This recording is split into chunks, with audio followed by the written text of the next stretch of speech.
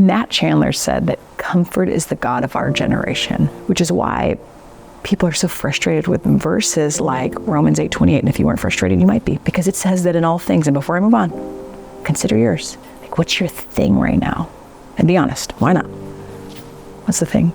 Because Paul writes that, for we can know that in all the things, so every single thing that people just thought of, God works for the good of those who love him, who have been called according to his purpose. And if you're defining it, that what good means is comfortable, then now imagine your thing again. Because for me, my thing, grief, the loss of a spouse, has not made my life more comfortable. So how in the world can I know that in that thing, God works for good? Because I do love him.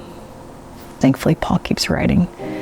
Because in verse 29, he writes, for those God foreknew, he also predestined to be, here's his definition, conformed to the image of the Son. God's definition of good is different than ours. We define good as comfortable, easy, successful, rich.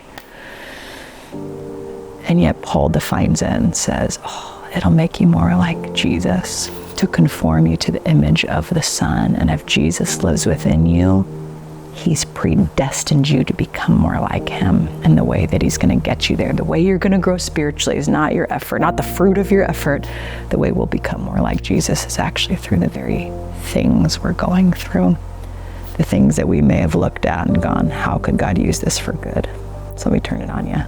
How do you think he wants to use that thing to form you more into the likeness of Jesus? Thankfully, what I've found is that my thing happens to be his thing too.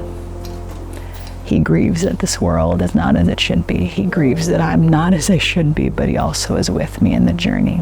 Even if that thing makes you feel weak, he wants to use that thing to make you more like him, not just for your good, but man, for the good of the world. So what's your thing? Open it up. Don't try to fix it, cover it, hide it, dodge it, get on your social media to screen past it, because that's precisely what he wants to use for good.